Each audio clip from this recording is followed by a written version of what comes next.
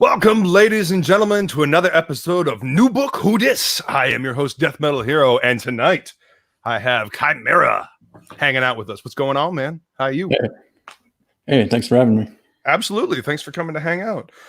This is actually the first time that I've gotten a chance to stream with Chimera tonight, ladies and gentlemen. So you're seeing it first.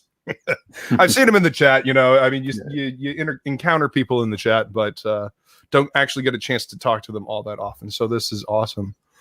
Oh wow, we've already got people in the chat. What's up, 24 Eyes? Welcome. Actually, King Crow was here a hell of a long time ago. What up, King Crow? Whoop whoop. Hello, Flying Feline. Welcome, Skull.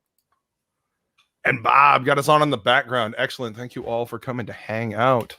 Christopher John saying hello. What's going on, brother? Thank you for coming to hang out. So how's life been, man? How's the campaign trail, as it were? Good. I was just checking backer kits today and yesterday, and so far I'm slightly beating my last campaign. That's right. That's what we want to hear. You know, every little bit of improvement is a good bit of improvement. Hail Leg Kick. Hail Rick. Welcome. Welcome. So, God, it's Monday. That's right. I haven't actually been doing streams on Monday since we stopped doing Topicless on Monday. It's I don't know. Feels good to start the week this way.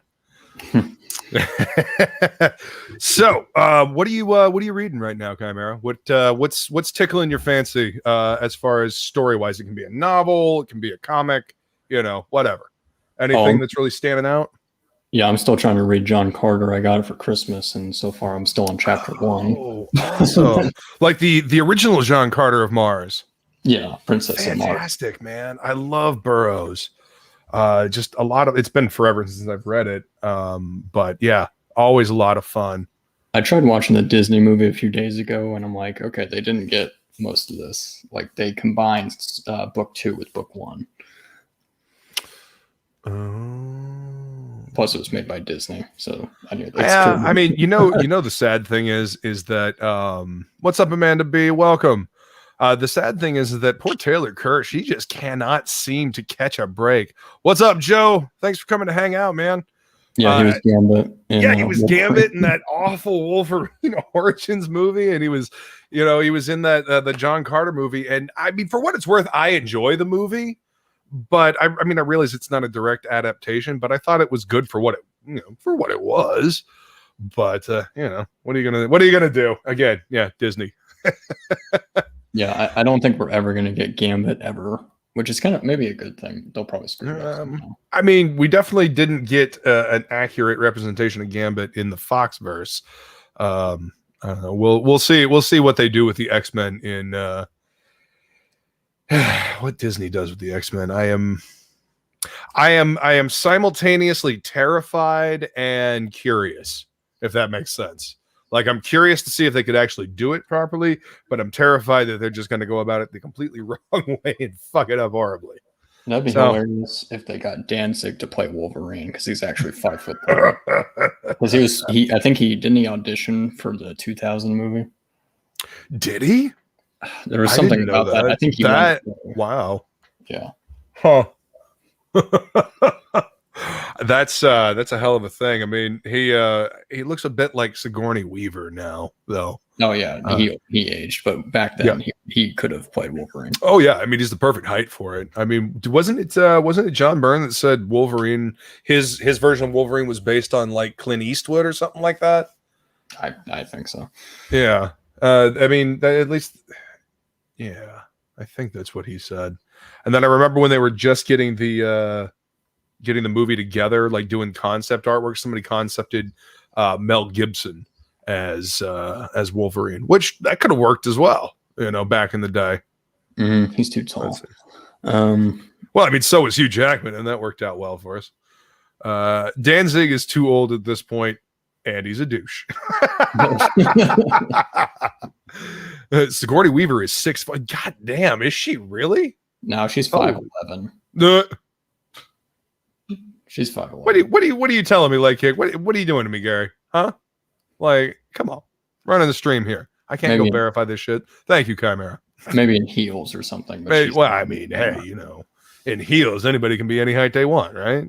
I mean, where does it go from heel and then transition into like platforms or stilts at this point? I mean, come on.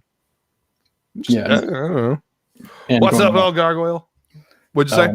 Oh, just going back to what you're saying. Yeah, I pieced down of comics for like 3 months. I think I just got burned out after the election or something because the dudes at my store have TDS. And so I'm finally getting back into it. So I'm reading Last Ronin and a few others, but I'm mostly just sticking to manga. You know, I've been hearing that more recently. I checked out on anime and manga like probably around like 2001. Like, yeah, because I was graduating from high school and I was digging the whole Toonami thing. I guess I pieced out long before that then, because I was watching Toonami and I was digging Dragon Ball Z, and I wanted to see how much further on it went. And when I discovered that it went on for forever in a day, I was just like, I don't have time for this. So I just kind of I checked out of it, and I was done with anime and manga for like a couple of decades. It's hard. What you need to do is get deluxe editions of Hellsing and Berserk. Oh, dude, I do like Hellsing. I will say that I have watched that. I guess it was Hellsing Ultimate. I think it was. Yeah, that's the one. That's good shit. That's the one that got the direct adaptation. The TV series was being made while the author was still working on it, so it was all over the place. Ah, okay, that explains a lot about the other one. And then what was it? Full Metal Alchemist Brotherhood. Yeah. My buddy Casey made me. Well, not made me, but he's like, "Come on, dude, you gotta watch this." So I did. What's up, Jason? Happy to see you on. I'm making dinner and hope to watch if y'all are still going after. Hopefully, man. Enjoy making dinner. Russell Crowe was almost Wolverine too. That's true. What'd you say? The good thing about Full Metal is that it's a finite series. It doesn't go on and on like Dragon Ball. Yeah. Because Dragon Ball's been around since the 80s and it's still going. It's Dragon Ball Super now. So yeah. Just about that. I don't know. Yeah, didn't they like decanonize GT or something like that? Yeah, GT. I think Casey. Yeah, I don't think anyone has a problem with that. Yeah, that's the impression that I got. Let's see. Leg Kick says, "Nope, I met her. 6'4". I am 5'11". Whoa. Yeah. So wow, that's crazy. Rick says he finally got a Xenotype today, and man, that Odysseus is a great artist. Yeah, it's some pretty cool looking shit, I will admit. The colors that I saw Spartan Scotsman. Yeah, Scotsman do. Yep, he did a good job on that. Some good shit. Angel Cop. Now, see, there's one that I remember.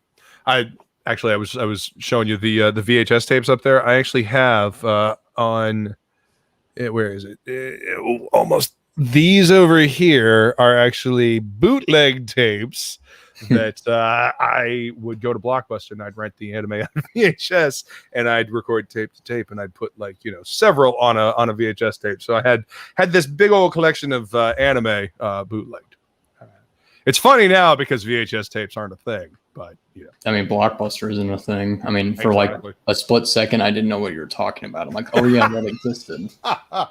Yes, there is one left. There is one left up in Alaska because the internet is so shit up there that it's not really. They're not able to stream. So, who's 6'4"? Sigourney Weaver is 6'4". Wolverine. That's what we're saying. What is up, Dean? How's it going, man?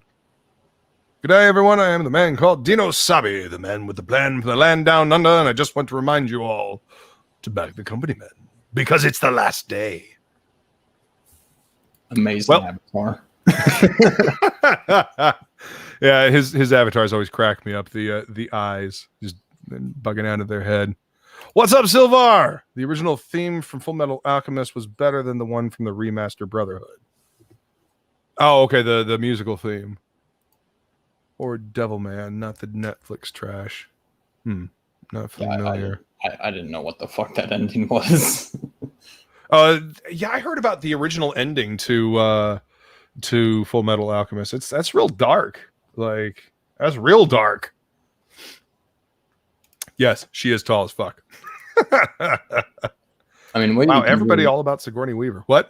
I mean, what you can do is just watch anime exclusives like Cowboy Bebop and Samurai Champloo, made by the same director.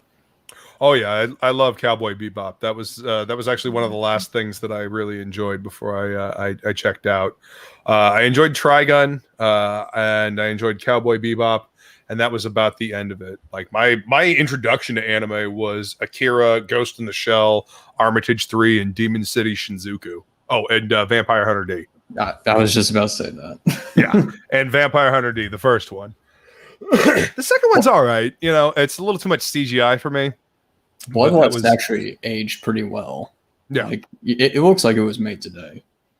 It does, you know, and that's I don't know, that's the quality. That's a testament to the quality of the animation back then, and you know, like quality animation back then, quality practical effects like The Thing. You know, John Carpenter's The Thing. It still looks good because they were actually filming it. So you know, the more traditionally animated films age better because you know they're done with I guess a technology that had all the kinks worked out. It was smooth, it was good, so it was already mature in its presentation. You start getting into the CGI and it's like, okay, this is a little immature, it's not quite there yet, so it ages poorly. You know, I mean, you look at old animated cartoons like Reboot and stuff like that, you're like, There's something to be said about old movies, because I was thinking of Bud Abbott and Lou Costello today. Because my brother and I would go to the library and rent VHSs from there, because we were too poor to have Blockbuster.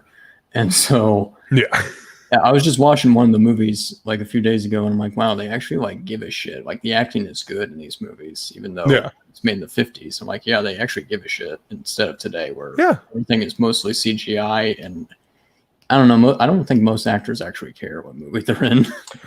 Well, you know, sometimes it does kind of feel like they're just there. They're not really present. They're there and they're going through the motions, but they're not really there and engaging and, like, you know, giving something to the audience. That's why some of the older actors you enjoy so much more, you know, because they're actually, I don't know, engaging in the craft of acting. They're giving something of themselves in the performance. I don't know. It's like when if you're doing something just because you want a paycheck, you're going to do it hollowly. You know what I mean? But if you're doing something because you got a passion for it, because you love doing it, because this is what you want to do, because this is what you're built to do, you're going to pour yourself into it, and that is going to come across no matter what you're doing, whether it's, you know, acting, whether it's singing, drawing, writing, whatever. You do it with passion, or don't fucking do it at all. You know what I mean? Yeah, I mean, then there's the other end of the spectrum where in the 90s or maybe even 80s, anime dubs had like terrible dubs. Like, yeah. Yes. Well, that was mostly because they, from what I understand anyway, it was mostly because they were just grabbing random staff members to come voice act. Yeah, because in Akira, the 1988, that's Leonardo playing Kaneda. That's Leonardo. Cam, whatever. Yep. Cam Clark.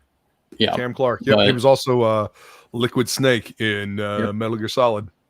Yeah, but I think the 2005 dub of Akira is much better.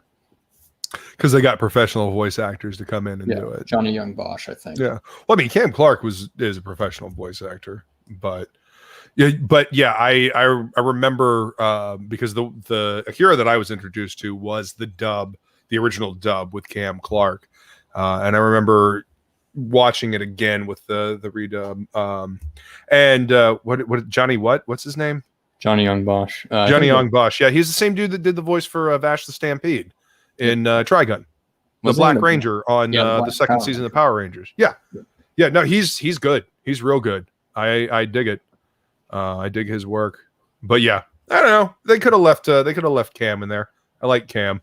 It's always fun to hear his voice pop up in different things. Like, oh, I know that guy. Yeah, Leonardo. Yeah. Or the guy that did Michelangelo. He's also the guy that did the voice for the Tick on the animated series. Yeah, Townsend Coleman. Yeah. See, you like voice actors too. He was in a Batman Beyond episode as a villain, and I swear to God, like, it was a completely different voice. And I'm like, holy shit. He's incredible. Like he of all the dudes, he's able to transform his voice the most. Like he's the one that I have the most problem distinguishing, you know, when I'm listening to other things. But like what's his name? Raphael, the original Raphael, who then played Donatello in the new one. Yeah, I forget his name because it's not memorable. Oh yeah, it's the same dude that dies in Fight brain. Club. Oh, hey, what's up, man? Yeah, Didn't even hear you boop in back there. Welcome, brother. we're talking traditional anime, or We're talking voice actors, anime. Oh. Yeah. do you guys remember an anime called 8 Man? Like No. the movie 8 Man? Yes, I remember seeing the cover for that in Blockbuster. Yeah, Dude, I that never was rented it, but I so remember good, seeing the dude. cover. Yeah? Yeah, it was incredible. All right. Well, you know what? I'm starting to put together a list of things to go back and check out. You know, find the good stuff. You know, up until now, if there's anything good worth watching now. I've been hearing nothing but good things about Berserk. You know, so Yeah. I'm gonna have to read that and watch the anime. Well, they put out a new Mazinger Z movie. And Ooh. it's fucking incredible, dude. Like they got like a planet class Mazinger in there. Mhm. It's nuts, dude. Whoa. Like Yeah. Anime is pretty oversaturated with Isekai. Like literally, like there's a shitload of Isekai where a dude gets killed or hit by a truck and he travels a fantasy world. There's one that's called So I'm a Spider, where a girl gets killed but she gets reincarnated as a useless spider, and it's actually pretty good. Interesting. There is at the shop I work at, we have one dedicated customer. Well, we have a couple, but one that I can think of off the top of my head that gets anime or not anime manga. And one of the titles that stood out to me when I was filling the order was My Life as a Slug or something like that, or reincarnated as a Slime. as a slime. Yeah, reincarnated as a slime. Yeah. That's what it was. oh my god, somebody's dropping acid over at the seriously, anime like, but it's some kind of like dungeon crawling, manga, and I'm just like, okay. I think Cool. I don't know what video game they're basing it on, but I think Dungeons and Dragons slimes are like the easiest killed monster in some video games. So I think that's where they got it from.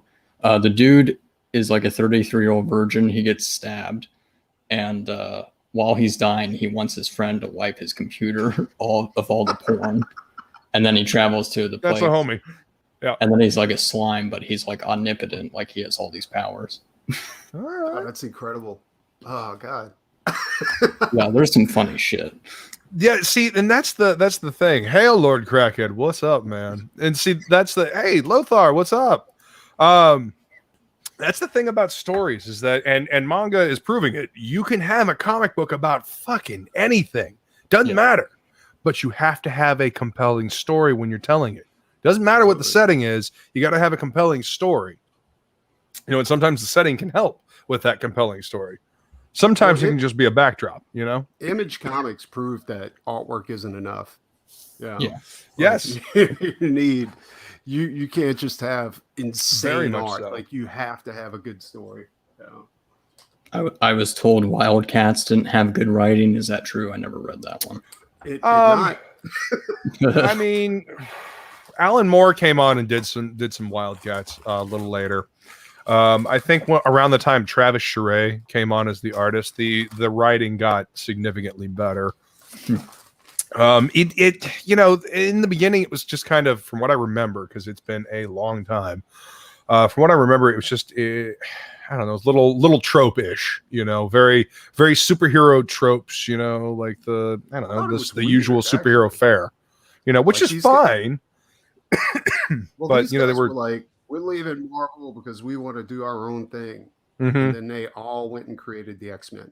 Yes, exactly. Then they all went and aped exactly what they. Well, again, think about the time. They're known for these type of characters, and their style is now the popular style. So of course you'd want to create those type characters with that style because shit, this is my motherfucking style. I'm gonna use it. Yeah. So I totally get trying to make their analogs.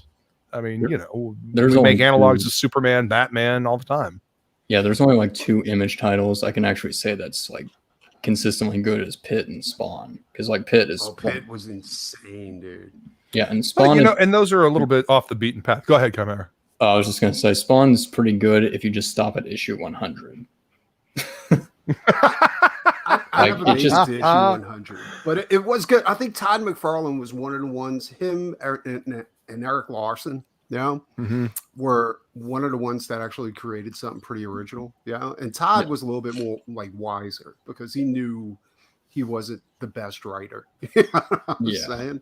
So he hired like talent, but then he screwed him over in the end. But I mean, he tried. Yeah, that didn't work out so well for him. Yeah, didn't he hire Neil Gaiman for Kane and then Angela, and then he said, "Well, no, I created them," and I'm like, "No, you didn't." Yep, and then that's how we ended up with Angela in the Marvel Universe. God, which what a stupid idea.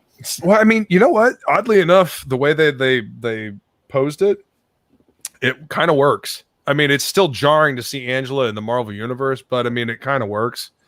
You know, hidden daughter of Odin or something like that. Yeah. I think they missed an opportunity though, because at the time, like Angela jumping from the Image universe to the Marvel universe, like Marvel could have completely capitalized on that and made a big deal about it and sold like a few million copies of, you know, Angela #1 or something like that. Yeah. Right. But I think there was too much animosity between the Image boys and Marvel. Oh, yeah. You know, that was a heated legal battle. Also because it involved the Miracle Man rights. Yeah. You know, because when, for whatever reason, and I don't remember the logic behind this, but I remember reading in Wizard that somehow Todd thought that he had the rights to Miracle Man because of some working relationship with Neil. Like they had talked about doing a story. So I don't know if you remember the Miracle Man exclusive, the McFarlane figures, Miracle Man exclusive little figure thing. Yeah, that figure was produced illegally. He wasn't allowed to do that. Whoa. It was the contract that was made. Like Todd actually, I think Todd bought the company that that owned Miracle Man. But the contract that company made with the actual like the artist and writer of Miracle Man, like that contract said that the figure, I guess, like the actual like character, what was their property, you know. So when Todd bought the company, he thought he got the character too, but honestly, that's what it was. He just got the logo. That's all he got was, you know, the Eclipse logo. Just going back a sec, is Angela's first appearance in Spawn, I think #9. Is that comic worth anything? Because I still have it. Probably not. I mean, I'll tell you what I always tell people that come into the comic shop with stuff to sell, and they're asking like, where do I sell it? Where do I sell it? Check eBay and see what it's sold for, like actually sold for, not what somebody's posted it for, because I mean, people can post anything for anything, right? But yeah, see what it's actually sold for, and then you'll get an idea. Or go find an Overstreet price guide and see what it says. Comics Mate says Spawn was one of the comics that got me into comics as a kid. Yeah, that's what I first started reading. The Pit was fantastic, and the Max was a great story. I was able to pick those up sporadically. I enjoyed Witchblade a fair bit too, but you know, I love Silvestri's artwork. I love Joe Benitez. You know, Mike Turner, like that style is just give me more. Did you get involved? Like, did you pick up on Spawn because of the animated movie? I mean, the episodes on HBO. Or was it? I actually enjoyed the cartoon a lot better because I felt like it embodied Spawn better than the comics. Oh, me too. Absolutely. Yeah, the movie made too many compromises. And I remember the point where I thought that for the first time. It was the point where, you know, Clown first turns into Violator and utterly beats the shit out of Spawn, and he's like, "Get with the fucking program." And I was like, "This is fucking great," you know, because they never did that kind of shit in the comic, which always puzzled me because you're Image, you're the bad boys, you're the Rebel Comics, you don't give a fuck about the Comics Code Authority. Why are you even bothering with the pretense of not swearing in your books? I get it. Well, they never even had the code. Like they never had the seal on their books. Like they never had to abide by code. They didn't have to like put. I mean, they never even had fucking barcodes on the initial ones, man. Like so that's another thing that kind of puzzled me as a kid. I was just like, okay, you guys should be pushing this a bit more. I don't know, but then we got Vertigo a little bit later, and it satisfied that urge. I mean, those first fucking line of Vertigo books. I mean, Transmetropolitan, Preacher, Invisibles. God, what else did I read? Yeah, fuck. Those are the ones that I remember the most right now. Oh, and of course Sandman. But Sandman was a different kind of animal from the other ones. Sandman was the kind of like slower paced, kind of refined type thing. Garth Ennis is just like, let me see what kind of fucking vulgar shit stuff I can throw into a comic book. I love Garth Ennis. Yeah, me too, man. Writer, dude. He's one of the few writers that I feel kind of gets the Punisher and can do Frank justice. Chuck Dixon's another one. Chuck always does a good job with Frank, and Mike Barron, obviously. Yeah, I love how Garth Ennis was able to write Punisher in completely different, like Marvel Knights. You have the Russian where his head is decapitated and he's on like a woman's body, but then it's so surreal. Like Punisher and Spider-Man team up, but then Spider-Man gets the shit kicked out of him, and then Punisher picks him up and beats the Russian with Spider-Man. Yeah, and then like Spider-Man's like, "What happened?" He's like, "We had a team up. You did great." I'm like, that's like comedic, and then you have Punisher Max, which is more like realistic and grounded and serious. Yeah. Much. I don't know. I like the Punisher Max stuff. The Marvel Knights was okay. I enjoyed it a lot because of Steve Dillon. His style. It was nice to see those two team up again. After Preacher had ended. Didn't he pass away? He did. Quite a while ago. I remember reading about it and being just blown away. I think that was right after. Ennis, yeah. You should check out the like Avatar Press. Like Avatar. Oh yeah, dude. Great writers, dude. And Warren Ellis, man. Oh yeah, one of my favorite titles that they put out was The Chronicles of Wormwood. Yeah. And I think I grabbed that in a trade. Dude, it is insane. It's about like Satan. Damien. And Jesus, like, and Jesus is like this bum, right? But because he took a blow to the head, and he's like retarded, and but it's cool because they get along, like they have drinks in a bar and shit like that, it's cool, and it's just insane, dude. Like it's one of the best stories out there. Yeah, but that's Avatar pushed the limit, and I always wondered. Oh, they did. Why did Black Avatar Summer go out of business, dude? I was like, yeah, Black Summer, dude. That's my shit. Uber? Like, dude, Uber was fucking insane. Actually, I never read Uber. I heard good things about it though. Dude, it's about instead of like sitting and killing himself, I discovered like how to make superhero. Well, not superhero. Well, superpowered people.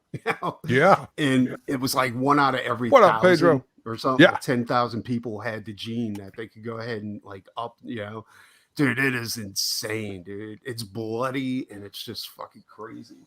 Yeah. What's up, Madam J Money? How you doing? Thanks for joining us, dear. As a matter of fact, Caden White actually did a lot of those Uber books. Did he? Oh hell! Yeah. I'm definitely gonna have to get them now because they show up in previews all the time. Like Avatar's been running a sale. That's how I was able to get Warren Ellis's. I got. Oh God, I wish I knew where they were. They're Black Summer, but they're the variant. So they're the Juan Jose Rip pencil like sketch variant covers. Yeah. And they had the whole series on sale for like $6-7 a copy. And I was like, well, hell, these things used to be 15. So I snatched them up just because I love the artwork on that book. You won't be disappointed. But the problem with Avatar is that they went out of business before they can continue a lot of the titles that they created. Like, and it sucks, but dude, the books they have are so good, dude. It's crazy. And they actually had Tim Vigil's he was hired on at Avatar to put out his own stuff. Like Faust would be perfect. Oh, Faust was under Avatar's imprint for a while, except it was a chick, I think. Like, it was, I never read that version of Faust. No, I've never seen that version of Faust, actually. But dude, Faust I loved him stuff. Yeah. I would, they also, him and Joe Vigil actually put out a version of Conan, like their version of Conan. Really? And yeah, I got it. It's fucking insane, dude. You gotta, dude, anything by Avatar is pretty much fucking the shit. You know what I'm saying? Yeah. Well, not very recently. Few misses. You know, Well, they had Alan recently, Moore doing stuff with his Necronomicon. I mean, it was but some crazy shit. They got taken over by the bleeding cool guy, and they just put out porno books. So I don't know. Like, that's I'm wait, Boundless. Is that the one you're talking about? Yeah, Boundless or some shit like that, where it's just like naked chicks and yeah. No rhyme, reason, or the whole reason why teenagers want to buy a previews. Yeah, I'm on to you. I'm watching you. All right, so I want to talk about, since I got you both here now, I want to talk about the inspiration for this book that you guys got here. So what's the inspiration for the story, and what's the inspiration for the story? Where it comes from? Chimera. I'm going to ask you about the art. You just sit there and look pretty for right now. I'm asking Chimera. I always do. I always do. That's right. So the original premise was a sequel to SOS, where they're in the post-apocalypse and some aliens resembling Norse gods fight them for Earth. And I'm like, I'm really tired of writing this series. I think I'll just make that a different series. And so I used, since the character is an orphan, I based it actually on just a book I read in middle school called Crispin Cross of Lead, where this kid's on the run. And not to spoil that book, but there's some similarities there. But instead of the kid being a little whiny brat in medieval England, this is more 1800s, but with leftover technology and Vikings and shit and mutants. Nice. I would say Vampire Hunter D. And actually, since you got that image on the background, Akira for the jacket. Instead of a pill, it's like a sword and an axe. Because the character is basically a biker. And Unhinged says, send Rob the link. I tried streaming with him and his internet was shit. Is it gonna work? Yeah, we've had him come on. We had him come on the other day, and it did all right. Wasn't okay. Well, he's definitely telling me to send Rob the link. So all right, I'm going to go ahead and send Rob the link. You keep telling me about this sword and axe. Yes, tell me more. Yeah, I basically used Norse mythology. Some smooth brain on Twitter was saying that I use Fallout, and I was like, what the fuck is Fallout? I Googled it, and it's like 1940s or 1950s stuff, and I'm like, no, this is like 1800s. Like, you're like retarded. It's old. You stole it from this video game. Dude, if they can fuck with you, they will. Well, I looked up Fallout, and like some dude commented, he says, yeah, I'm into Fallout. This doesn't look like Fallout. You know what? I actually remember seeing that on Twitter. I remember seeing that, and I was just like, you know what?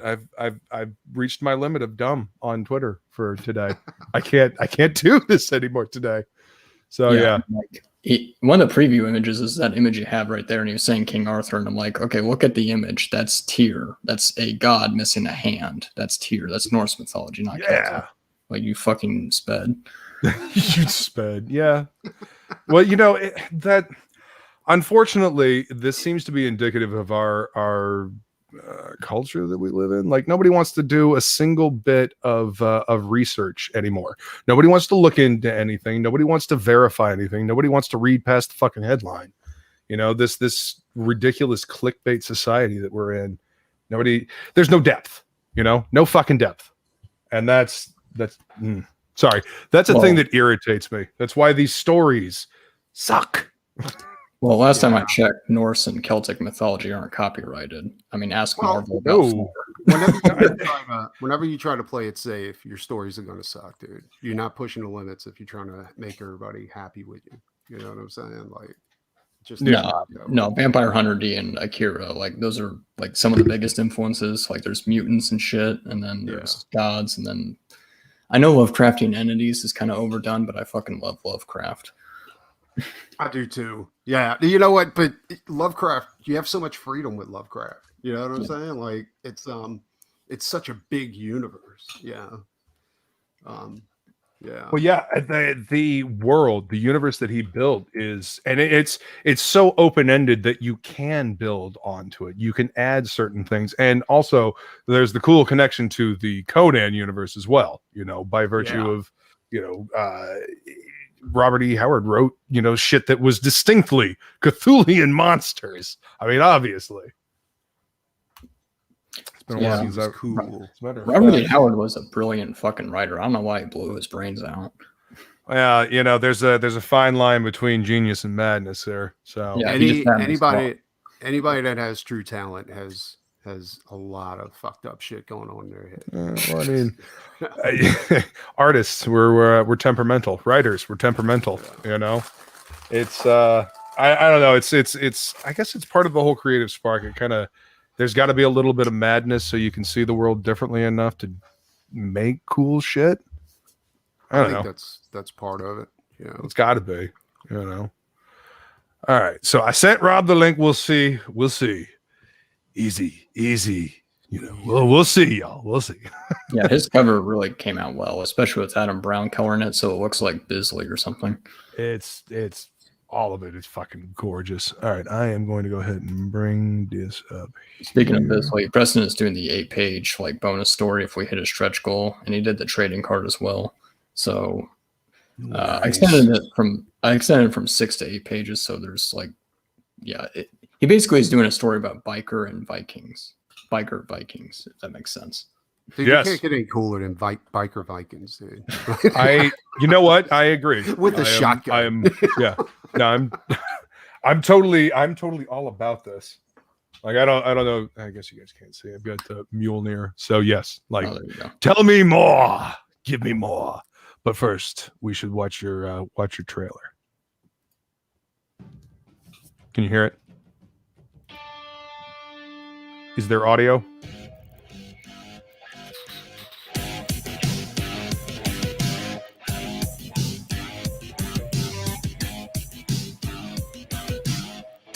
In a post-apocalyptic world, a young swordsman fights for his survival.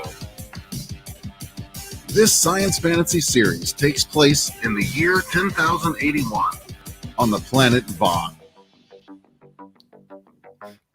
Vaughn is a harsh planet composed of 5 regions, each one ruled by antagonistic warlords.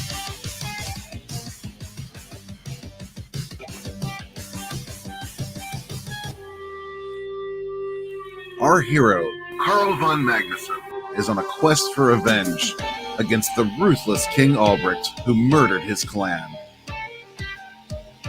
Karl teams with a rebel group who intend to overthrow King Albrecht and restore order to the kingdom.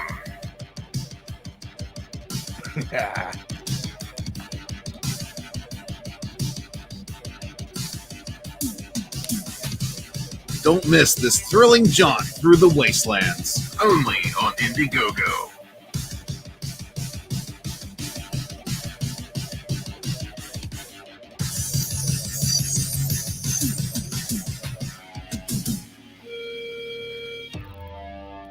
Yeah. Oh, that's hot.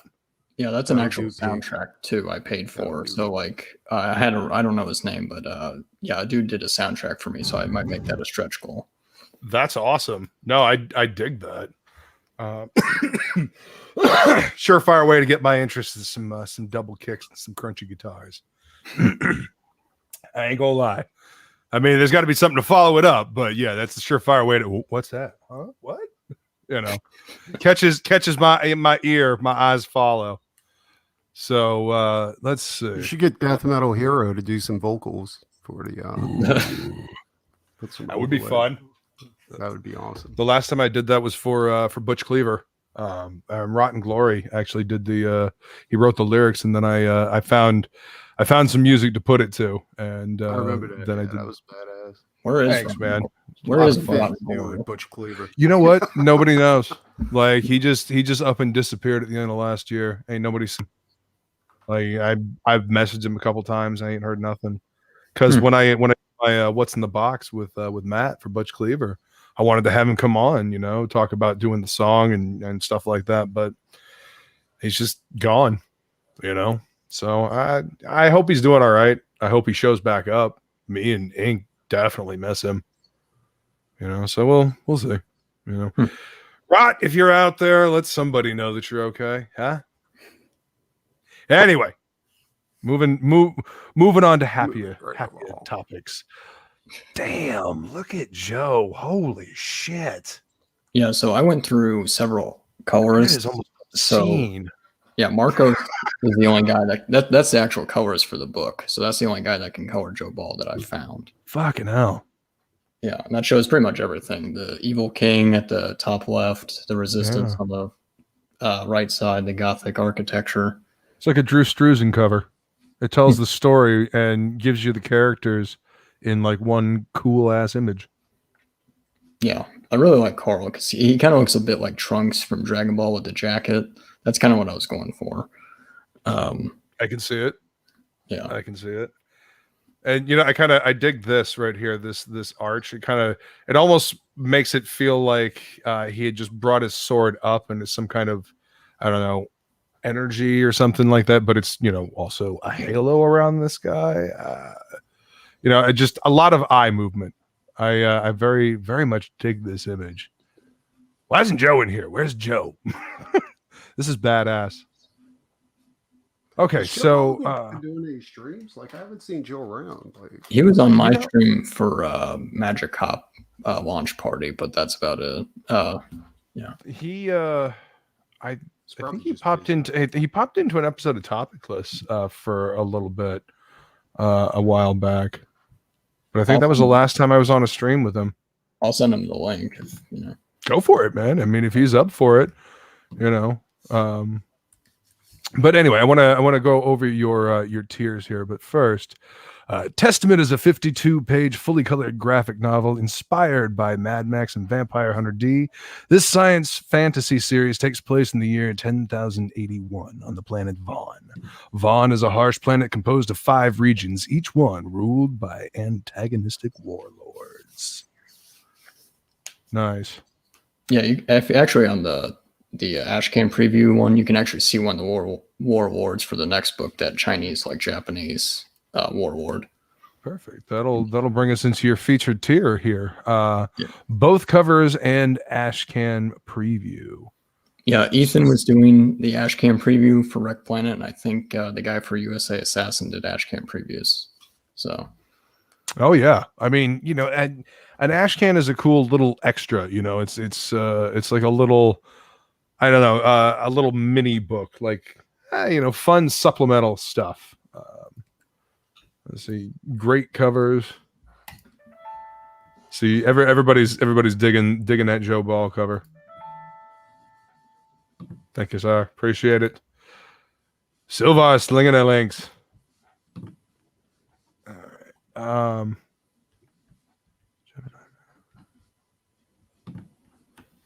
So who did the cover for the Ashcan? Oh, that's the actual interior artist. Okay. Yeah, and there's Rob Willis. Yeah, don't worry, we gonna get to that sexy cover right there. I was actually looking. Is there a bigger version of the Ashcan? No, I'll share screen if you. Okay, yeah, please do. Because I'd like to see that.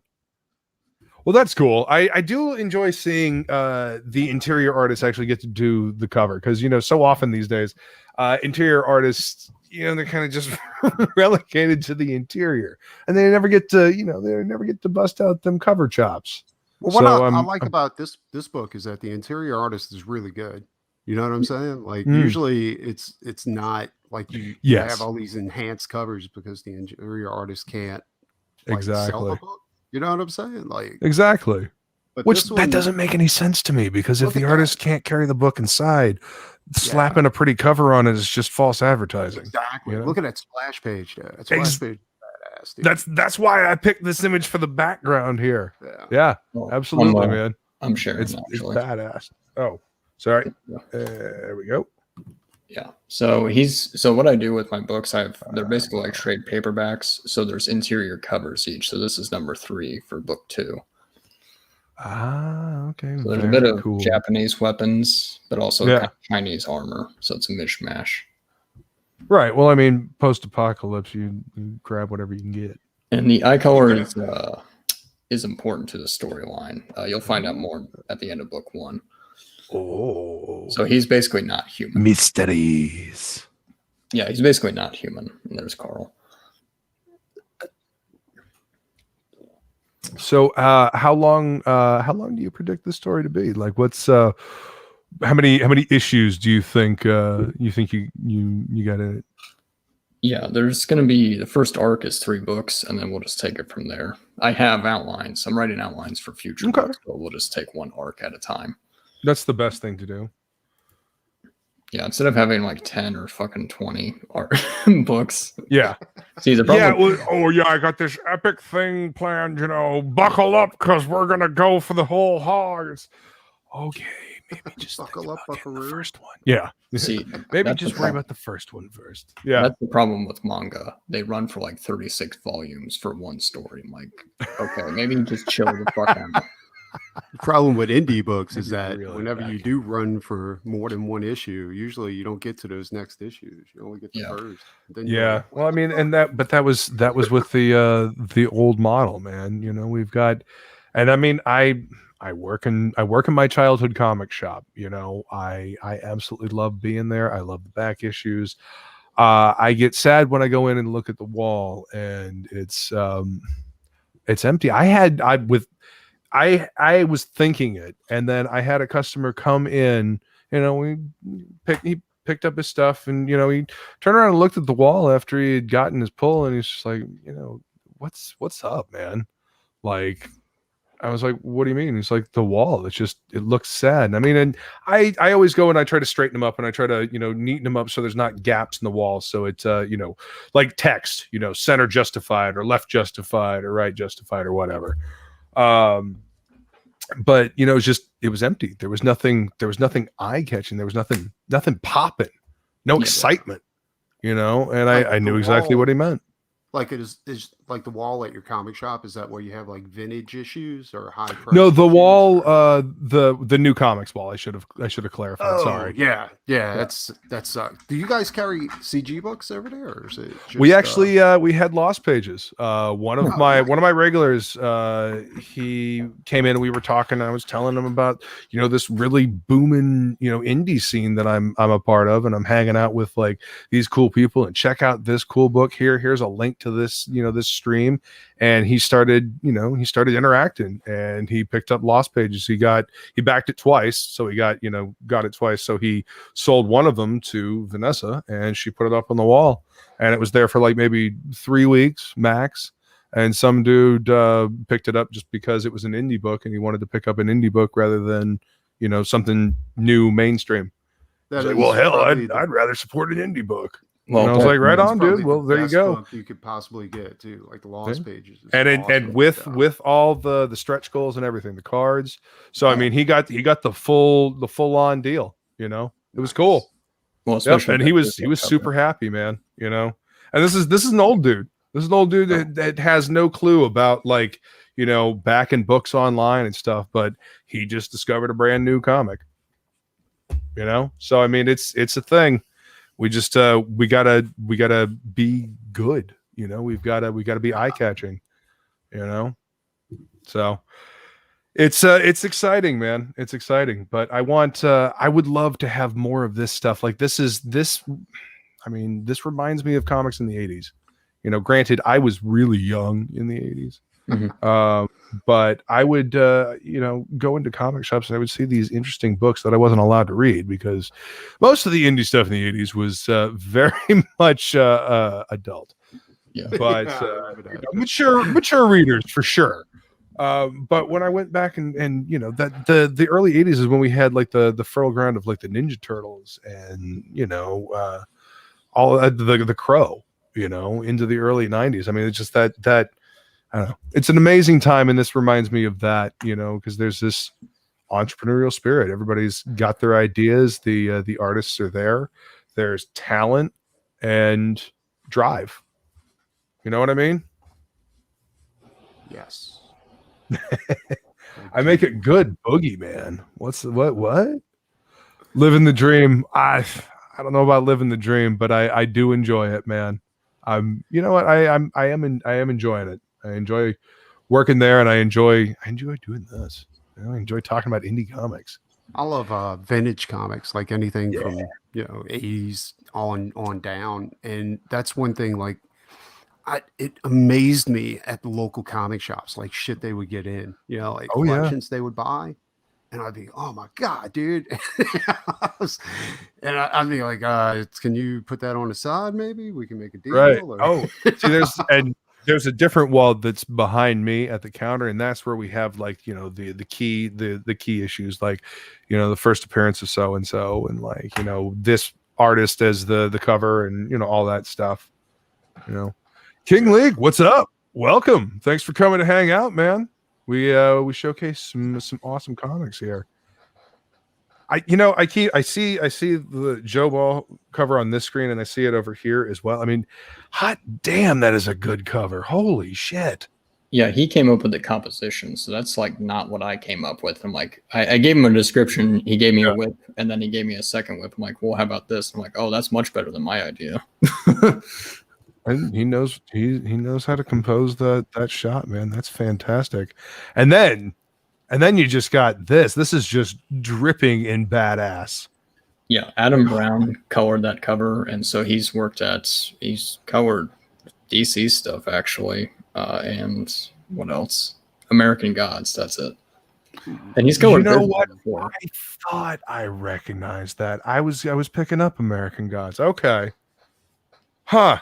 I love the palette. Like it definitely adds to the I don't know, it's very dreary, Yeah. Very very, I don't know, apocalypse. I mean, I use post-apocalypse, but it's like 5,000 years after a post-apocalyptic event. So so things they've reformed. They're stuck in like the 1800s when they were like much more advanced. So they had to start all over again, if that makes sense. Okay. Yeah, totally. All right, so you can get the Willis cover. You can get the Joe Ball cover. You can get the cover with the Ashcan preview. Okay. Man, I mean this is a hell of a deal up here, y'all. I mean, because look, the cover by itself is $20. The cover with the Ashcan is $30. So I mean, how could you decide between the two?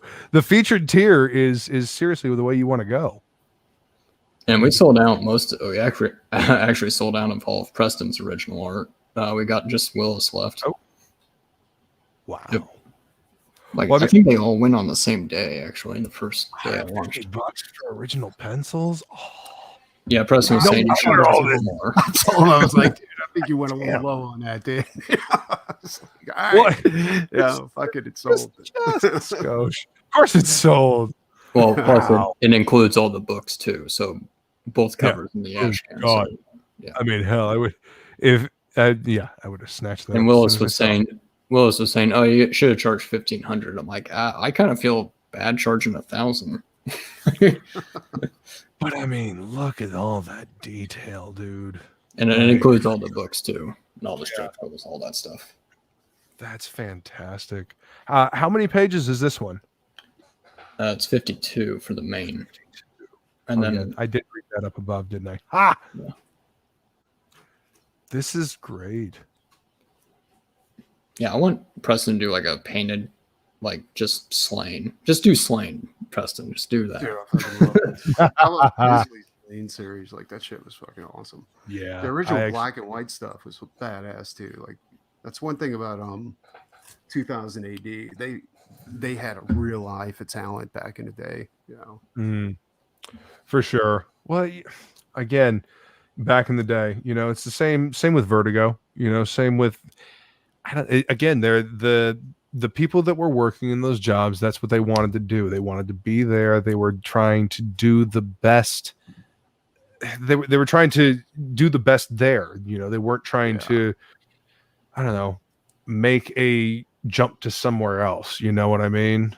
Well, you gotta figure too, like things weren't better as far as like management wise, like back then.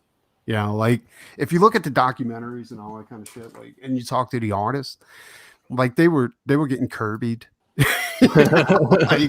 like they were keeping their artwork. They, you know, if they fucking same bullshit, like they had a contract on every check. Like if you cashed that check, you agreed to, you know, you had no rights to any of the work and stuff like that. Oh my God. Yeah. And same thing with 2000 AD, dude. Like they had full Bisley paintings that they were using to sop water up whenever it would flood in the offices and stuff like that. Like it was crazy. That makes me physically hurt.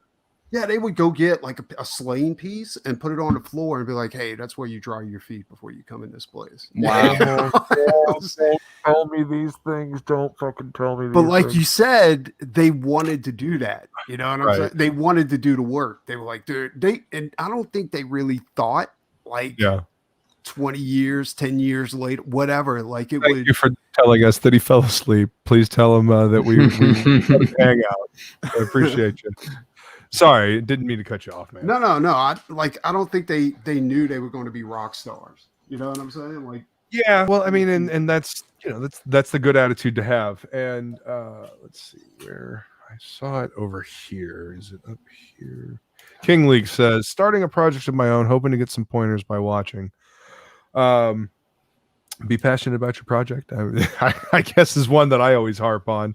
And be careful of the contracts you sign with the story that Preston was just telling, you know, and also be humble. Those guys were humble with their beginnings. So, I mean, that's a good attitude to have at the beginning. You know, they didn't think they were going to be rock stars. Don't act like you're a rock star immediately, you know, be humble with your talent, you know, because talent's a diamond. You know? They were just trying to pay the bills, dude. Like they were like, "Fuck, we're just trying to get paid." You know, we had house notes. We had to feed our families. Yeah, gotta make them ends. Exactly. All right, so you guys got any questions out there in the audience? Anything at all? Anything you won't ask these guys? This looks awesome, man. Like this page. Yeah, I kind of, not to like keep referencing Dragon Ball, but it's a little bit, because you know how there's fantasy in Dragon Ball where the freaking president is a dog, and then you have like East City, which is like metropolitan, but then they're using elements from a 16th century Chinese story. So Dragon Ball is like all over the place. It's like science and fantasy. Yeah. And so, yeah, there's science and fantasy in this. I see. So yeah, that's how they, okay. So it's like, it's got futuristic stylings every now and then, but yeah, electricity in the 1800s. That's cool. Yeah, that's why I didn't want to do Earth. It's just another planet. See that, like in the first, scroll down a little bit, you see in the first panel, that's not Earth. So yeah, I didn't want to do like an alternate universe or alternate timeline. Right. Well, I mean, that's the beauty of science fiction and, you know, science fantasy, you know. You can set it anywhere, you know. I mean, some of the more, I mean, hell, I've got a bunch of Asimov and Niven. Some of the best stuff they did was set elsewhere, not on Earth, you know, because it frees you of the restraint of having to, you know, live by Earth standard, although there is still, like, you know, human standards. So, but what's this? Yeah. No, never be humble. I've met some rock stars. They're dicks. 24 hours says, no, never be humble. That is failure. Be you so you can always support you. Well, yes, be you so you can always support you. That is true. Not just in Definitely the future. Remember to eat. You know, the be humble in that, you know, no matter how good you are, you're always replaceable to somebody.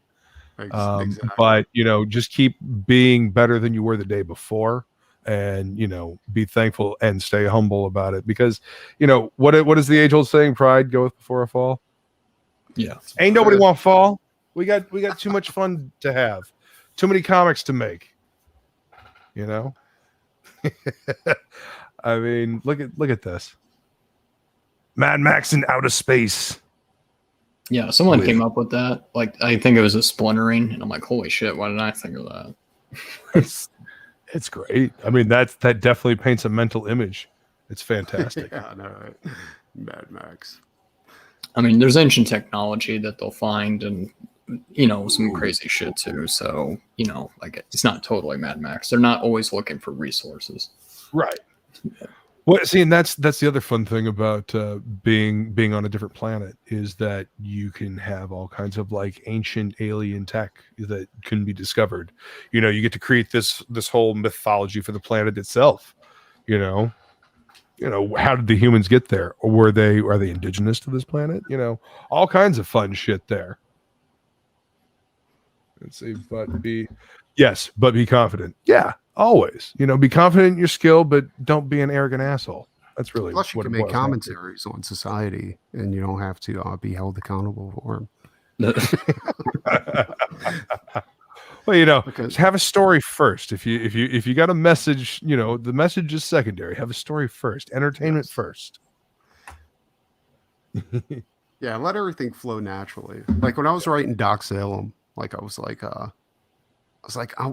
how would this function, right? Like, okay, like if monsters were going to be here in the present, and what would society be like? Like, what would they do? Well, they'd champion the monsters. They'd be like, oh no, monsters' rights, right? Well, I mean, what was it? Dead Rising 2. Like I posted on fucking Facebook forever ago.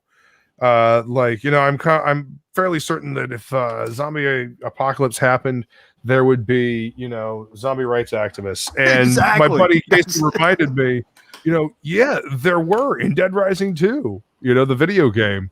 There were people protesting the zombie, the zombies being killed or being used in games and stuff like that. It's so crazy, but it's true. It's true. Like all that shit because people want to be noticed, and the more fucking craziest shit they can defend, they'll defend it. Yeah. Christopher John Juliano da Silva did the line art for everything, and Marcos Martin did the colors. Yeah. Marcos did a great job. The colors really work with the line work. Yeah. And how it's kind of like hazed out up here, and then the blacks are really nice and crisp down here with the dog and him. That I love that. That's great. That shows really good atmospheric, perspective. Funny thing, that actually splash page was actually like really recent because I didn't like how page 9 or 10 came out. Like it was just Karl looking at a statue, and the statue was like half that size. And I'm like, no, let's just do it over again. It's supposed to be like 20 or 30 feet big. This is much better. Nice and epic. So that page almost didn't exist. Well, cool. I mean, I'm glad it does exist because it's beautiful. He did a good job. That's definitely a much more epic composition. Yeah, and if we make enough money for this in the next book, I want to do a supplemental about that guy. That's Karl's ancestor, Stefan. Yeah, I just want to do like a Conan thing, whereas it's basically his origins. And hey, Conan on a different planet. That's hell yeah, I'm there for that. I'm there too, dude. That sounds amazing. Hell yeah. Isn't that what like Slain was? Like Slain never did that actually take place on Earth? It took place on a different planet. I mean, fantasy stuff. Does it really ever technically take place on Earth? I mean, we assume, but if they don't say anything, I mean, Dune is one of the greatest novels ever, and that is nowhere near Earth. Actually, do me a favor, scroll down near the bottom. There's some fantasy elements I want to get your opinion on. Because I just got the page in. It's like way down. Oh wow. That's stretch goals, yada yada. It's the page after this, I think. Yeah, there we go. Yeah, those are some goblin slaves. Basically, if you're not human, you're basically either a slave or you're treated like a freak.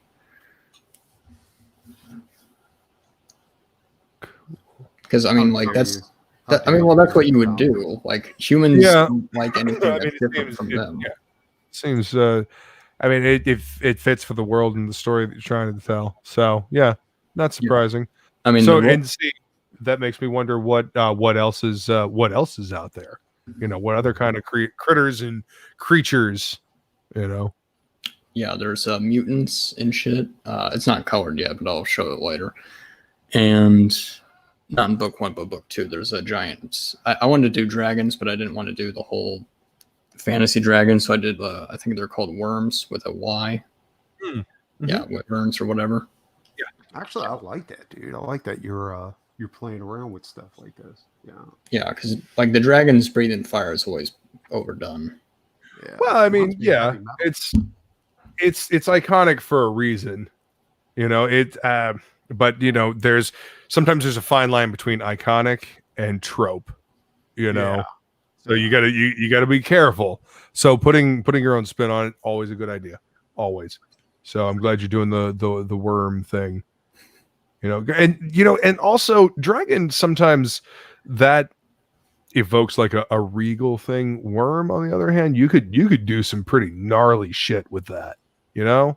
Yeah. So I mean, it's language. We must use it appropriately. Yeah.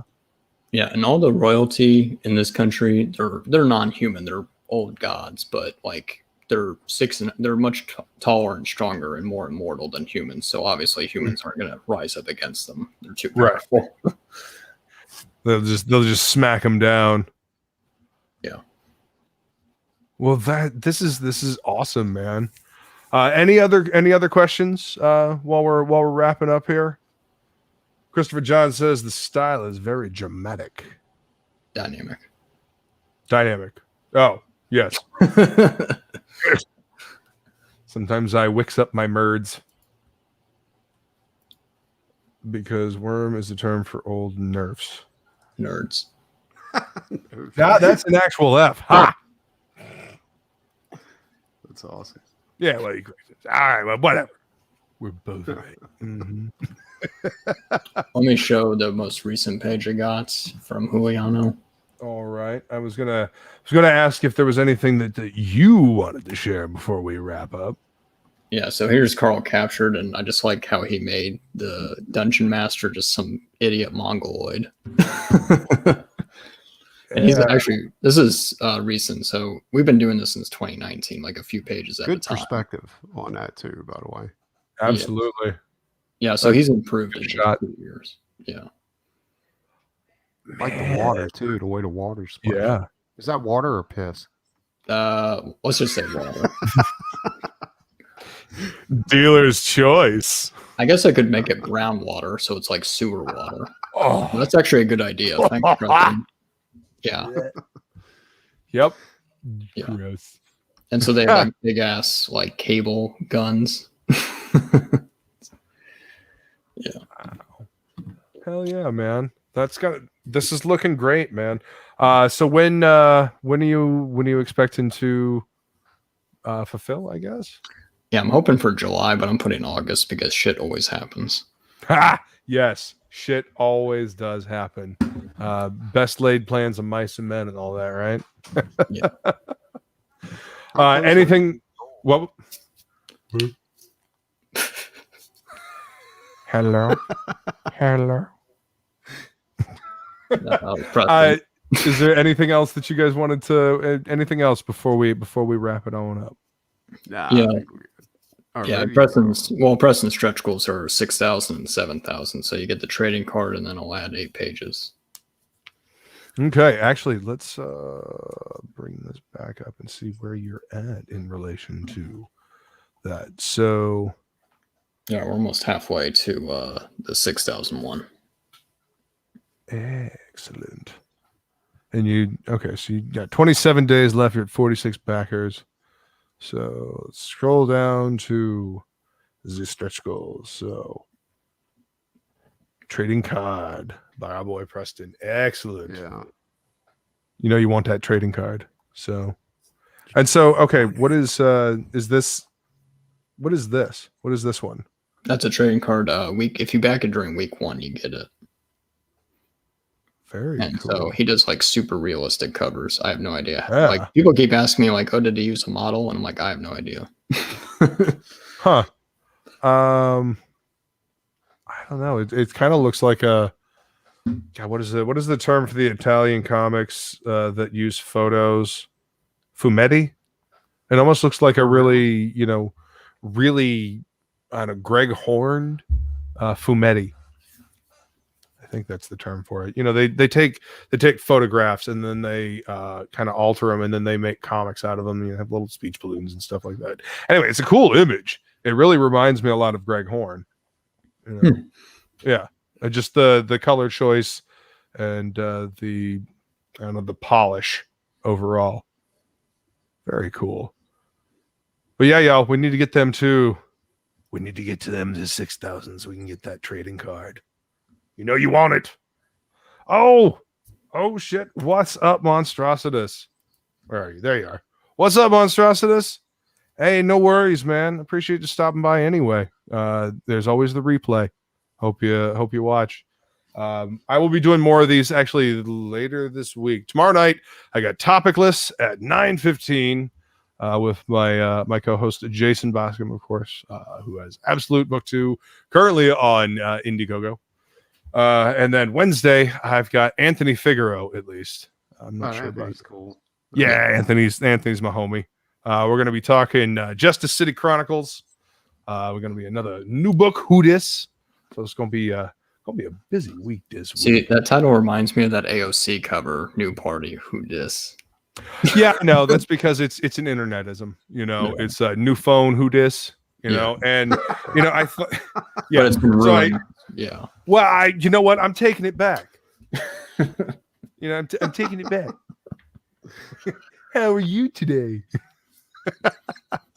But yeah, no, I picked it just kind of on the fly, just because it kind of got the point across of the show. Like, you know, this is a new book, and who is this person? You know, and it gets stuck in the head because it's, you know, a ridiculous internetism. You know, so it's brainworm. So yeah, that's actually how people talk here in Louisiana. I mean, you know, that's sometimes Anthony's talks that way. Oh yeah, I mean, you know, you get into that patois, you know, and this and that, you know, little things. But yeah, so that's where the name of the show came from. So yeah, it's gonna be a busy week, but you know, it's fun.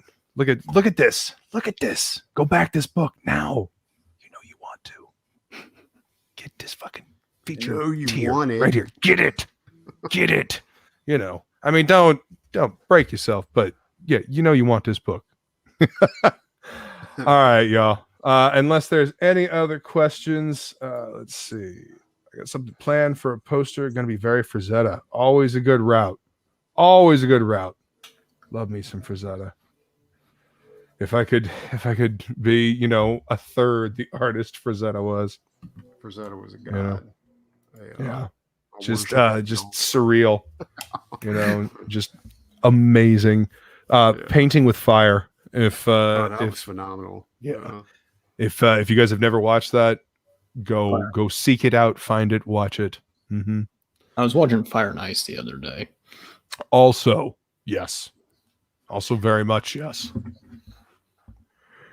Yeah. All right, y'all. We are going to head on out. I appreciate everybody coming to hang out, and we will catch y'all